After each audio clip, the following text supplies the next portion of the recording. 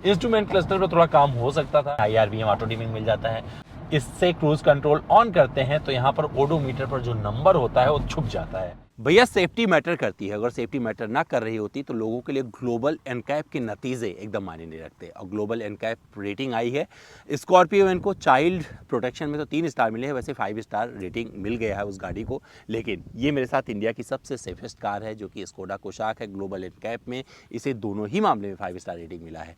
तो ये गाड़ी जब मेरे पास आई, ये जो वेरिएंट है 1 लीटर वाला मैनुअल ट्रांसमिशन इसमें लगा हुआ है। 1 लीटर बोले तो TSI इंजन के साथ में आती है और 13,000 किलोमीटर ऑलरेडी इसके ओडोमीटर पर अंकित है। मैं क्या करने वाला हूँ, आपको बताने वाला हूँ, जब ये गाड़ी 13,000 किलोमीटर चल चुकी है तो इसमें क्या क्या बदलाव हुए हैं, क्या क्वालिटी वाइज कहीं पर कोई इशू आया है और साथ में आगे चलाने में कैसी है। तो पूरा वीडियो अंत तक जरूर देखिएगा, आपको सेफ्टी के मायने भी समझ में आएंगे और इस गाड़ी के परफॉर्मेंस के बारे में भी बहुत कुछ आपके लिए क्लियर हो जाएगा, जहाँ पर आप इंतजार कर रहे हैं इस कोशाक को खरीदने के लिए और जानना चाहते हैं बहुत कुछ। तो भैया ड्राइविंग परफॉर्मेंस की अगर बात करें, इस गाड़ी में 13,000 किलोमीटर चली ये कोशाक है, 115 PS का पावर आउटपुट देती है और 178 Nm का इससे टॉर्क जनरेट होता है। और यहाँ पर इस 1 लीटर TSI की कहानी शुरू होती है। बहुत सारे लोगों को शुरू में अंडर पावर्ड लग रही थी क्योंकि जो कोशाक का ऑरा है, क्योंकि अब तो इसे 5 स्टार रेटिंग मिल गई है और इंडिया की सबसे सेफेस्ट कार हो गई है, क्योंकि चाइल्ड प्रोटेक्शन और ओवरऑल जो इसका रेटिंग आया है वो 5 स्टार हो गया है। तो लोगों को लगता है कि भैया ये बहुत ही सेफ कार है। और अगर क्वालिटी की बात करें तो आपको सच में अगर इसे चला रहे होगे तो जो केबिन इंसुलेशन है वो 100%, क्योंकि इतने 1000 किलोमीटर चलने के बाद में जो चीज़ें मुझे चेंज वाइज फील हो रही हैं, एक तो इस गाड़ी का भी तो सर्विस होना है, तो ये ध्यान रखिएगा इस गाड़ी का सर्विस नहीं हुआ है। ये मीडिया यूनिट बिना सर्विस किए हुए मेरे पास आ गई है, लेकिन मैं फिर से गाड़ी लेके आऊँगा दोबारा और मैं लॉन्ग टर्म में रखूँगा इसको और फिर मैं चला के बताऊँगा मेरा एक्सपीरियंस क्या रहा। लेकिन जब मैं सवेरे से स्टार्ट करता हूँ तो एक अलग सी आवाज़ आती है और वो रिफाइनमेंट जो है सही होने में करीबन 5 मिनट का वक्त जाता है। तो थोड़ा सा जब ये वार्म अप कर लेता है इंजन, इसका चल जुला जाता है सही से, तो बढ़िया से मतलब आवाज़ फिर से दुरुस्त हो जाती है। जब आप इसे चला रहे होते हैं तो आपको बहुत अच्छा इसलिए लगता है क्योंकि हर कंडीशन में आपको सपोर्ट करता है। मैनुअल है, मैनुअल का ये फ़ायदा है क्योंकि आपको बार बार शिफ्ट नहीं करना पड़ता है। जैसे मुझे लगता है 6 स्पीड इसमें मैनुअल ट्रांसमिशन दिया गया है। दिल्ली जैसे शहर में आप चलाओगे, जब गुड़गांव जा रहे हो या दिल्ली चला रहे हो, बेंगलोर चला रहे हो, तो वहाँ पर चौथे गियर से ज़्यादा आप आगे जा नहीं सकते हो। लेकिन जब आप अच्छे से टाइम पे इस गाड़ी को ड्राइव कर रहे होगे तो वहाँ पर आपको 6 गियर लगाने का मौका मिल जाता है। वहाँ पर इसका माइलेज भी इन्हेंस हो जाता है। तो आप मान के चलिए इस गाड़ी से 15-16 का माइलेज आप निकाल सकते हैं। और ये मैंने जिक्र किया था जब मैंने इसका माइलेज टेस्ट भी किया था, तो वहाँ पर मैंने बताया था कि किस तरीके जैसे आप चलाओगे वैसे आपको माइलेज मिलने वाला है। क्रूज कंट्रोल, स्टीयरिंग व्हील मुझे बहुत प्यारा है, 2 स्पोक बहुत अच्छे से दिया गया है। जिस तरीके का स्टीयरिंग व्हील है आप अपने हिसाब से एडजस्ट कर सकते हैं। इंस्ट्रूमेंट क्लस्टर पर थोड़ा काम हो सकता था, लेकिन इंफोटेनमेंट सिस्टम पर अच्छा काम किया गया है। आपको एंड्रॉयड ऑटो, एप्पल कारप्ले मिल जाता है और विजिबिलिटी बहुत अच्छी है, मतलब यहीं से आप एक्सेस कर सकते हैं पूरा, और ये बहुत अच्छे से काम करता है। ब्राइटनेस वगैरह भी बढ़ा सकते हैं, कम कर सकते हैं, और बहुत सारे फीचर्स ऐप से, क्योंकि कनेक्टेड कार के तौर पर भी आप इसे कंसीडर कर सकते हैं। सारी चीज़ें इसमें आपको अच्छी लगती हैं। अगर ORVM की बात करें तो पीछे का जो व्यू है बहुत अच्छे से आता है और ये वाला पिलर एकदम बाधा उत्पन्न नहीं करता है। बहुत सारी गाड़ियां आजकल ऐसी बनने लगी हैं जहाँ पर मैंने अभी तक बहुत कम गाड़ियों का जिक्र किया है जहाँ पर बोलूँ यह दिक्कत होती है, लेकिन इसमें भी कोई दिक्कत नहीं है। आराम से जब आप ड्राइव कर रहे हैं, कहीं से कॉर्नर ले रहे हैं, कट कर रहे हैं, तो वहाँ पर अच्छा लगता है कि भैया ये ऐसा नहीं है कि आपके लिए कुछ ब्लाइंड बना देता है जहाँ पर आपको दिक्कत हो जाए, तो ऐसा नहीं है। दोनों ORVM अच्छे से काम कर सकते हैं। IRBM ऑटो डिमिंग मिल जाता है और ये सबकी ख्वाहिश रहती है, हमेशा मैं बोलता रहता हूँ कि अगर ऐसा रहता है तो अच्छा रहता है।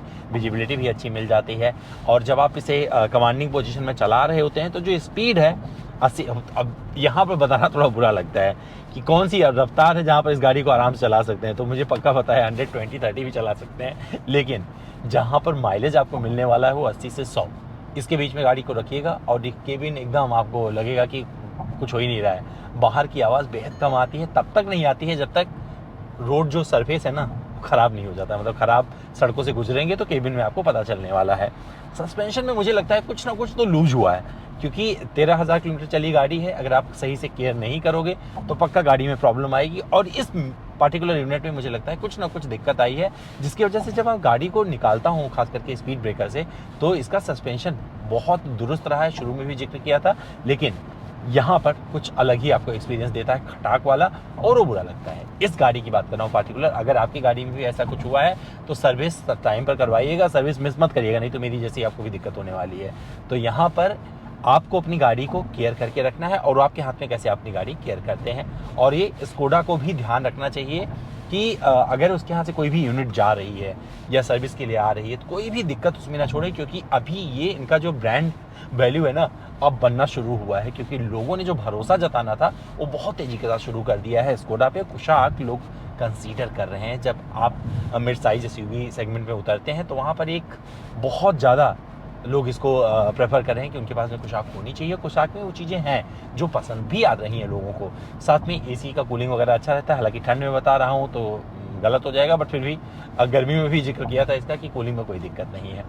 मैं सोच रहा था कि कुछ प्रॉब्लम्स इसमें ऐसी आई होंगी जिसका जिक्र किया जाएगा जो ख़राब होगा, लेकिन सच बता रहा हूँ इसमें ऐसी कोई प्रॉब्लम नहीं आई है। बॉडी पर अगर देखेंगे तो हल्के फुल्के की जो यहाँ का वेदर है उसके हिसाब से थोड़े मोड़ा आपको लगेगा कि थोड़ी चमक फीकी हो रही है, लेकिन अगर आप गाड़ी को पार्क करेंगे शेड में और कवर्ड पार्किंग में गाड़ी लगाते हैं तो हमेशा नई की नई बनी रहेगी। बाकी आपको मेंटेन करना है, जैसे आप मेंटेन करोगे वैसे गाड़ी बनी रहेगी, तो उसमें भी कोई दिक्कत नहीं होती है। ब्रेकिंग बाइट्स अभी भी परफेक्ट आ रहे हैं इस गाड़ी में, तो ये एक अच्छी चीज़ है जो आपको कॉन्फिडेंस देता है। मुझे शुरू से पसंद नहीं रहा है इसका जो क्रूज़ कंट्रोल लगाने वाला पुराने अंदाज का है, लेकिन अभी इसमें दिया गया है तो क्या ही कर सकते हैं, तो इसको यहाँ से ऑन करना पड़ता है।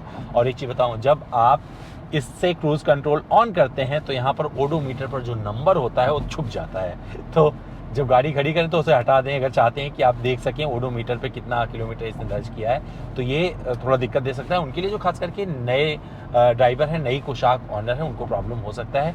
मुझे लगता है कि ये थोड़ा सा अलग रखना चाहिए था इन्होंने, अगर ये सिस्टम यहाँ कहीं स्टीयरिंग व्हील पे दिया होता तो ये प्रॉब्लम ना होती, बट ये प्रॉब्लम नहीं है, एक फीचर है, समझिएगा, उसके साथ अपना तालमेल बिठाइएगा।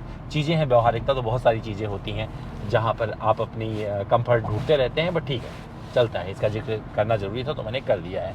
यूटिलिटी स्पेसेस परफेक्ट लगते हैं, इस गाड़ी के पीछे बैठकर आप आराम से यात्रा कर सकते हो, ये भी मुझे शुरू से अच्छा लगा है। और इतने 1000 किलोमीटर चलने के बाद में भी इस गाड़ी का जो फील है, खास करके क्वालिटी वाइज जो चीज़ें हैं वो बहुत परफेक्ट हैं, तो वहाँ पर आपको ये अभी भी पसंद आएगी। सामान वगैरह आप पीछे लगा सकते हो, 60-40 का जो रेशियो है सीट को इस फोल्ड करने का, वो बहुत अच्छे से काम करता है। लॉन्ग टर्म में जब आप एक्सपीरियंस कर रहे होगे तो अब आप मुझे कमेंट करके बता सकते हो कि आपका एक्सपीरियंस कैसा है आपकी कुशाक के साथ में, क्योंकि मुझे लगता है कि अगर क्रेटा, सेल्टॉस के साथ आप इसे कंपेयर करके देखेंगे तो मुझे 100% पता है कि आपको ये ज़्यादा वैल्यू क्रिएट करके दे रही होगी, क्योंकि इसमें जो फीचर्स हैं वो बड़े काम के हैं। जिस तरीके से ड्राइव होती है, खास करके जब आप ओवरटेक कर रहे होते हो, जो कॉन्फिडेंस होता है 1 लीटर वाला, इसका नेक्स्ट लेवल है। तो अभी भी 1 लीटर TSI परफेक्ट लगती है मुझे इस गाड़ी के हिसाब से। हालांकि जब 5 लोग बैठ जाएंगे तो थोड़ा बहुत लगेगा कि हाँ यार परफॉर्मेंस डाउन हुआ है, बट कुछ नहीं कर सकते हैं, चलेगा। अगर आपको लगे कि परफॉर्मेंस डाउन हुआ है तो 1.5 लीटर कंसीडर करिएगा, क्योंकि 1.5 का विकल्प इन्होंने रखा हुआ है, पर मुझे बहुत ज़्यादा फर्क लगता नहीं है। 6 गियर में आप तभी पहुंचोगे जब आपके सामने खुली रोड है, नहीं तो बाकी आप चौथे 5वीं तक खेलते रहो, कोई प्रॉब्लम नहीं है। बाकी जो मेरा एक्सपीरियंस था मैंने आपसे साझा कर दिया है, और मैं अपनी इस वीडियो के माध्यम से आपको बताने की कोशिश कर रहा था कि अगर आप गाड़ी में सेफ्टी ढूंढते हैं तो आप विकल्प के तौर पर आपको बहुत सारी गाड़ियाँ बाजार में ऐसी मिलेगी जिनका NCAP global star NCAP rating दुरुस्त हो रहा है, और आपको कंसीडर भी ऐसी गाड़ी करनी चाहिए जो कम से कम सेफ हो। खुद सेफ रहेंगी तभी तो आपको सेफ रख पाएंगी। बाकी आपको चयन करना है, और मुझे पक्का पता है कि आप अपने बजट के आधार पर गाड़ियाँ चुनते हैं, तो जो आपका बजट हो उस हिसाब से अगर मुझसे कुछ पूछना चाहते हैं तो पूछिए, मैं तो जवाब देने के लिए बैठा हूँ। मेरा Insta handle power on wheel है, आप सवाल करेंगे मैं जवाब दूंगा, ये मेरा काम है। बाकी इस वीडियो में फिलहाल इतना ही।